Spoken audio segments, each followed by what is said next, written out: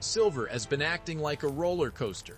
One day it drops hard, next day it rips higher, and the headlines go crazy. They say things like, "This move is statistically impossible." They say the system is breaking. They say the bull market is over. And I get it. When your money is involved, big swings feel like danger. But here's the key idea for today. The real problem is not silver. The real problem is the story most investors were taught. A story that says markets are supposed to behave normally. And silver does not live in that world. Not now, not ever. So today, we are going to flip the script. We will look at what silver is really saying. Because what looks like a warning might be the signal. Most people grow up learning a simple idea. Prices move a little bit each day. Most days are calm. Big daily moves are rare. So when you see silver jump or drop fast, your brain screams, something is wrong. That fear makes sense inside a normal stock market mindset. But silver is different. Silver is smaller than the stock market. It can move faster. It can shock people more. And silver is not just an investment. It is also a real industrial metal. It has supply and demand forces that can change quickly. So the first thing we have to do is admit something. The normal market story is comforting. But comforting is not always true. Silver is one of those assets that can look calm, then suddenly look wild. And if you don't expect that, you will keep getting surprised. You will keep thinking every drop is the end, and every spike is a trick. But what if it is neither? What if this is just how silver reprices? Here is where Alan Hibbard's research gets very important. A lot of Wall Street math is built on one big assumption. It assumes daily price moves follow a normal distribution. That is the bell curve idea. In a bell curve world, most moves are small, and extreme moves almost never happen. This is where the sigma talk comes in. Sigma is just a fancy word for how far something moves away from normal, like how far it moves away from average. In a bell curve model, a 6 sigma day is supposed to be insanely rare, like once in a few million years. A 10 sigma day? Basically never. So when silver makes a huge move, people using that model say, impossible. But calling something impossible does not make it impossible. It just means your model does not match the real world. And when investors trust the model more than reality, they panic. They sell at the worst time. Not because silver broke, but because the story in their head broke. Now let's talk about what the data says. When you look at silver's daily returns going back to 1970, you do see a bell shape. But it is not a neat bell curve. The ends of the curve are thicker. Those ends are called tails, and in silver, those tails are fat. That means extreme moves happen more often than the textbook model predicts. Alan Hibbard points out something shocking. Silver has had 6 sigma or greater moves not once in a lifetime, but again and again. In fact, based on the research shared in this gold-silver breakdown, silver sees 6 sigma or greater moves roughly once every 19 months. Read that again. Not every few million years. About every year and a half. So when the news says this should never happen, the correct response is simple. It did happen before. It is happening again. So it can happen again. So it can happen again. And that changes everything. Because if extreme moves are normal for silver, then volatility is not a sign of failure. It is a feature of how this market works. Here is the line you need to lock into your brain. The market is not broken. The model is broken. Silver is not misbehaving. It is behaving the way it has behaved in real history. The reason this feels new is because many investors learned finance inside calm markets. They learned it inside models that ignore fat tails. So when silver starts acting like silver, they think it is a crisis. But the real crisis is misunderstanding the game you are playing. If you use the wrong map, you will think the road is wrong. And once you accept that silver can move in violent swings, you stop reacting like every move is a message about the end of the world. Instead, you start asking a better question. What phase is silver in right now? According to Allen, silver does not stay in one mode forever. It shifts between two big gears. Gear 1 is the calm gear. That is when silver chops sideways. It feels boring. Daily moves look normal. In that gear, returns cluster close to average. So investors relax. But Gear 2 is the repricing gear. This is the gear that scares people. In a repricing phase, daily returns spread out. You get big green days, and then sudden red days, and the Z-scores look extreme in both directions.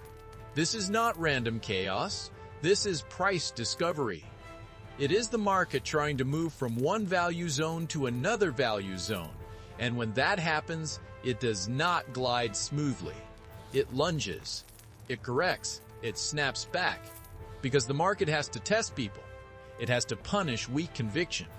It has to force traders out of crowded positions. It has to reset expectations. So, if you are waiting for a clean, smooth staircase up, silver might not give you that. Silver often moves like a storm, and then, suddenly, it is in a new place. Here is the part most people miss. Volatility is not just a side effect. In big repricing events, volatility is almost a requirement. Think about it. If silver is going to be valued at a new level, people must change their minds. Big institutions must reposition. Weak hands must get shaken out. And none of that happens in a calm market. A calm market lets everyone stay comfortable. They don't adjust. They don't pay attention. But big moves force attention. A sharp drop makes people doubt their belief. A powerful rebound makes them chase again. And that battle is how a new price level is discovered. It is uncomfortable on purpose. Because repricing is not a friendly process. It is the market ripping off the old price tag and trying on a new one. So when you see silver plunge and then roar back, that does not automatically mean trend is dead. It can mean something else. It can mean the market is actively repricing. It is forcing the reset, and that is why volatility can be the signal, not the warning. Now let's talk about the trap. Most investors treat volatility like a test. And when silver gets wild, they fail the test. They panic sell. They sell after a scary red day. They sell right before the rebound. Why? Because they expected silver to behave like a low volatility asset.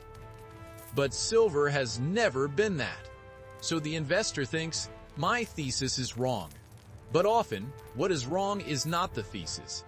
What is wrong is the expectation that the path will be smooth. Allen's point is simple. Major upside in silver has often come with uncomfortable swings. The big move rarely comes with a soft landing. It comes with shakeouts. So if you only stay invested when it feels calm, you might exit right when the market is preparing for the next leg.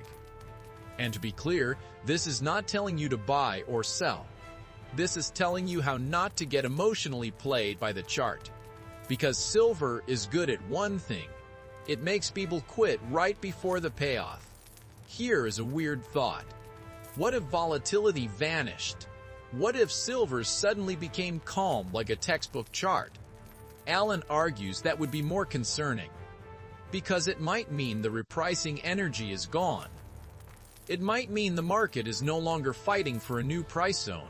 And remember, the big drivers Allen lists have not magically disappeared. Supply constraints still matter. Big players still matter.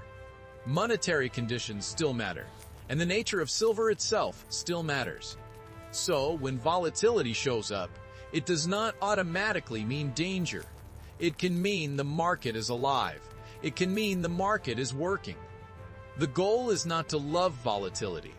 The goal is to understand what it is. It is not proof the market is broken. It is proof your normal market lens is the wrong lens for silver. So what should you do with this? First, stop calling every big move impossible. Silver has a history of extreme days.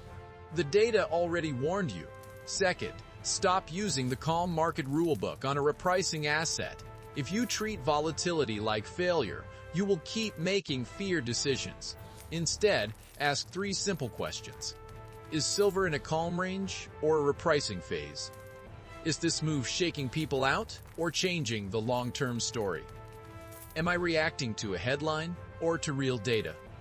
And third, remember the main lesson. If your model says something can't happen and it keeps happening, do not blame the market. Update the model. Because in markets, the fastest way to lose is to be right in theory and wrong in reality. Silver is not here to make you comfortable. Silver is here to reprice when the world forces it to.